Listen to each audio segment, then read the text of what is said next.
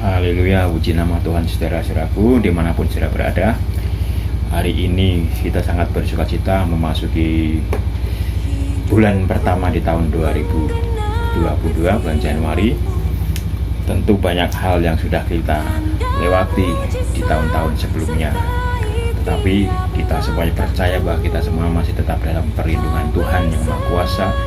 Karena Tuhan Yesus sangatlah sempurna menyertai kita semua, sehingga kita masih bisa menjalani kehidupan kita di tahun 2022. Saudaraku, untuk renungan pada pagi hari ini saya mengambil dalam kitab suci Ulangan pasal 4 ayat 1 yang berbunyi demikian. Maka sekarang, hai orang Israel, dengarlah ketetapan dan peraturan yang kuajarkan kepadamu untuk dilakukan, supaya kamu hidup dan memasuki serta menduduki negeri yang diberikan kepadamu oleh Tuhan Allah nenek moyangmu. Bapak Ibu yang dikasihi Tuhan, ketika kita mendengar kata tentang hukum, peraturan, tentu di benak kita adalah sesuatu yang mengatur pola tata cara hidup kita. Tidak boleh begini, tidak boleh begitu, sehingga kita harus seolah-olah hidup itu dibatasi, terkungkung, adanya sesuatu yang mengharuskan kita tidak harus melangkah pada jalur trek yang benar, sehingga kita seringkali kalau mendengar istilah hukum, peraturan, tentu yang ada di benak kita adalah adanya sanksi-sanksi. Kalau tidak melakukan hal ini, maka akan ada akibat ini. Kalau tidak melakukan hal itu, maka akan menimbulkan sebab akibat. Bapak Ibu, bukan hanya itu saja yang harus kita garis bawahi. Peraturan hukum diberikan kepada kita bukan untuk mengekang, tapi peraturan hukum diberikan kepada kita, istilah hukum daripada firman Tuhan adalah karena bukti nyata, bukti keberadaan Tuhan, bukti kehadiran Tuhan yang terlebih dahulu membawa kita kepada kemenangan yang Tuhan berikan dalam kehidupan kita. Kita percaya melewati tahun-tahun yang lalu bahwa kita senantiasa berada dalam firman Tuhan yang adalah hukum dalam kehidupan kita. Seberapa banyak saudara mentaati firman Tuhan, seberapa banyak di antara kita mengikuti hukum yang diberikan Tuhan kepada kita. Tentu kalau kita berpada pada firman Tuhan, kalau itu ada hukumnya kaku, tentu banyak di antara kita akan ada akibat dan sebab akibat yang kita alami, dan sehingga banyak di antara kita tidak mungkin akan melewati tahun yang lalu dengan baik dan mengisi tahun 2002 ini dengan begitu sejahtera. Tentu banyak kita akan mengalami banyak kendala ketika kita menerapkan bahwa hukum adalah kalau kita tidak taati akan mengakibatkan sesuatu yang fatal dalam kehidupan kita. Kita percaya bahwa hukum yang diberikan Tuhan kepada kita tidak hanya untuk sekedar mengarahkan kita kepada kemenangan pada jalur yang benar, tetapi hukum yang diberikan kita merupakan anugerah kasih karunia, di mana Tuhan menuntun kita, di mana Tuhan membawa kita kepada garis-garis yang Dia berikan kepada kita, bahwa hukum-hukum Tuhan itu adalah adil, bahwa hukum-hukum Tuhan itu sempurna, dan hukum-hukum Tuhan tidak melulu kalau kita tidak bisa mengikutinya maka akan ada akibat jebang ketal dalam kehidupan kita. Seringkali kita mendengar, kalau kamu tidak mentaati hukum maka akibatnya ada neraka, kalau kamu tidak mentaati hukum akibatnya ada sengsara, kalau kamu tidak mentaati hukum akibatnya adalah sesuatu yang harus kamu derita. Saudaraku, nyatanya berapa banyak saudara yang sudah mengikuti hukum firman Tuhan, melakukannya 100%, saya percaya banyak di antara kita yang masih belum sempurna. Tentu banyak kekurangan dalam kita mentaati firman Tuhan, dalam kita mengikuti Tuhan, tentu masih banyak jauh daripada kesempurnaan dan ada banyak kekurangan, tetapi oleh anugerah Tuhan kita bisa melewatinya. Berarti hukum yang diberikan Tuhan kepada kita bukan hanya sebab akibat, tetapi hukum itu adalah diberikan kepada Tuhan buat kita adalah tuntunan yang benar-benar membawa kita kepada jalur yang Tuhan berikan karena Tuhan lebih dulu mengasihi kita.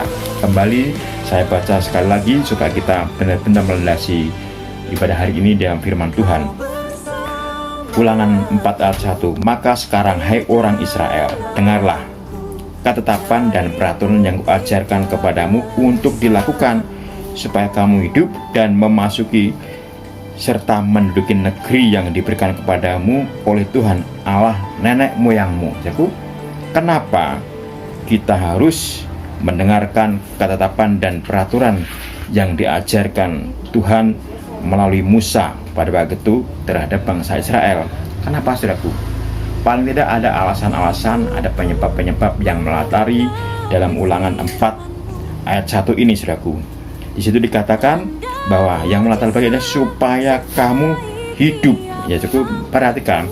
Maka sekarang hai orang Israel, dengarlah ketetapan dan peraturan yang kuajarkan kepadamu untuk dilakukan. Artinya apa? Supaya kamu hidup. Nah, saudaraku, kita percaya ketika kita melakukan hukum, kita mendengarkan firman Tuhan, kita melakukan firman Tuhan. Di situ dikatakan supaya kamu hidup, saudaraku. Ingat bahwa kita hidup, manusia hidup bukan hanya daripada roti saja, tetapi dari firman Allah, saudaraku. Jadi kehidupan kita, kalau kita bisa melewati masa-masa sukar itu, bukan hanya kita mengkonsumsi banyak vitamin dan segala macam, saudaraku. Memang hal itu benar, tetapi dikatakan bahwa ketika kita menerapkan, mendengarkan firman Allah dalam kehidupan kita, yang kita dengar dari tahun-tahun yang lalu, itu membawa kita tetap hidup sampai hari ini. Maka ayat ini diterapkan kembali kepada kita, supaya kamu hidup. Jadi memasuki tahun ini tetap kita harus tetap mendengarkan firman Tuhan, supaya kita tetap hidup. Ingat bahwa hidup kita bukan dari makanan dan minuman saja, tetapi dari setiap perkataan firman Tuhan yang itu senantiasa membawa kita hidup sampai hari ini. Hidup berarti kita mengalami penebusan daripada Tuhan Yesus Kristus. Hidup berarti bahwa kehidupan kita diselamatkan oleh Tuhan melewati masa-masa sukar. Sebagaimana bangsa Israel pada waktu itu, mereka bisa tetap hidup dari kejaran musuh-musuhnya, dari kejaran Fir'aun dan orang-orang Mesir, karena mereka mendengarkan firman Tuhan dan mereka melakukan firman Tuhan dan menetapkan hidupnya sesuai dengan firman Tuhan di bawah arahan pemimpin rohani mereka, Nabi Musa. Bukankah hari ini kita juga masih mau mendengarkan firman Tuhan di bawah bimbingan gembala-gembala kita, para rohaniawan kita? Supaya apa? Supaya kita tetap hidup. Banyak prediksi yang mengajarkan bahwa tahun ini akan semakin sukar dengan adanya virus yang lebih baru variannya. Ingat, saudaraku, kita hidup bukan berdasarkan isu berita apapun, tapi kita hidup berdasarkan perkataan firman Tuhan. Mari dengarkan firman Tuhan supaya kamu tetap hidup, supaya kita tetap hidup. Ya, ini alasan mengapa kita harus mendengarkan firman Tuhan, mengapa kita harus menetapkan hati kita terhadap hukum dan peraturan Tuhan, yaitu supaya kita tetap hidup di tahun-tahun ini. Kemudian alasan yang berikutnya adalah dikatakan, maka sekarang hai orang Israel, dengarlah ketetapan dan peraturan yang kuajar kepadamu untuk dilakukan. Yang pertama, supaya kamu hidup. Yang kedua adalah dan memasuki serta menduduki negeri yang diberikan kepadamu oleh Tuhan Allah nenek moyangmu. Yang kedua adalah karena Tuhan yang sudah membawa bangsa Israel pada itu memasuki tanah Kanaan, tanah perjanjian, sehingga firman Tuhan masih relevansi dalam kehidupan kita sampai hari ini. Ketika kita memasuki tahun 2022, karena firman Tuhan yang sudah membawa kita melewati tahun-tahun yang sudah kita lalui. Apa kata orang, apa prediksi para ahli astronomi dan ahli-ahli nujum perbintangan bahwa tahun ini adalah tahun yang entah istilahnya apa, tapi saya percaya bahwa Tuhan yang membawa kita memasuki tahun ini oleh karena ketetapannya sendiri yang membawanya sampai hari ini kita berada di tahun 2002. Saudaraku, ini yang melandasi supaya kita mendengarkan Tuhan, karena Tuhan terlebih dahulu membawa kita memasuki tahun 2022. Saudaraku, sehingga apa yang kita khawatirkan di tahun-tahun yang lalu, banyak kita beranggapan masihkah kita sampai enggak kita di penghujung tahun, sampai enggak bisa di tahun baru. Ternyata saudaraku, sampai hari ini kami percaya, kita semua percaya, khususnya jemaat Persaudaraan Immanuel, saudaraku ya, bahwa kita masih bisa melewati tahun-tahun yang kemarin dengan anugerah Tuhan. Kita bisa memasuki tahun 2002 ini oleh karena pertolongan Tuhan, karena Tuhan yang sudah terlebih dahulu mendasarinya, membawa kita masuk sebagaimana orang Israel memasuki tanah perjanjian, memasuki tanah Kanaan. Tuhan yang membawa kita terlebih dahulu. Oleh sebab itu tetap kita pegang peraturan, pegang firman Tuhan, tetap kita mendengarkan perintah Tuhan, tetap kita mendengarkan firman Tuhan sampai hari ini. Kemudian bukan hanya membawa kita pada keselamatan dan memasuki tahun baru, tetapi Tuhan juga dikatakan di sini yang memberikan negeri itu kepada bangsa Israel. Tuhan membawa kita kepada keselamatan. dan Dia membawa kita memasuki tahun yang baru. Dan Tuhan di sini mengatakan Dia memberikan negeri tanah perjanjian itu untuk kita duduki, untuk diduduki oleh bangsa Israel pada waktu itu, tanah perjanjian Kanaan. Saudaraku percaya bahwa setiap tempat yang diinjak oleh telapak kaki kita, firman Tuhan katakan itu akan diberikan kepada kita. Memasuki tahun ini, Tuhan memberikan firman-Nya kepada kita bahwa kita akan menduduki tahun ini, menduduki apapun yang kita kerjakan, menduduki bidang-bidang yang Tuhan berikan dalam kita, menduduki jabatan-jabatan pelayanan, menduduki tugas-tugas tanggung jawab, menduduki pekerjaan-pekerjaan apapun, dimanapun kita ditempatkan, dimanapun kita diletakkan, bahwa Tuhan sudah menyediakan supaya kita mendudukinya. Menduduki berarti kita harus mengaktifasi hal-hal rohani dalam kehidupan kita, supaya kita menjadi berkat, menjadi garam, menjadi terang, di mana Tuhan tempatkan, bahwa kita dibawa oleh Tuhan untuk menduduki wilayah-wilayah tertentu, karena kitalah imamat yang rajani, imamat yang berkerajaan, di mana banyak di antara kita, sekeliling kita membutuhkan pribadi kita sebagai hamba-hamba Allah, membutuhkan kita sebagai anak-anak Tuhan untuk ada di dalam wilayah-wilayah, di dalam area-area di mana Tuhan tempatkan dalam kehidupan kita.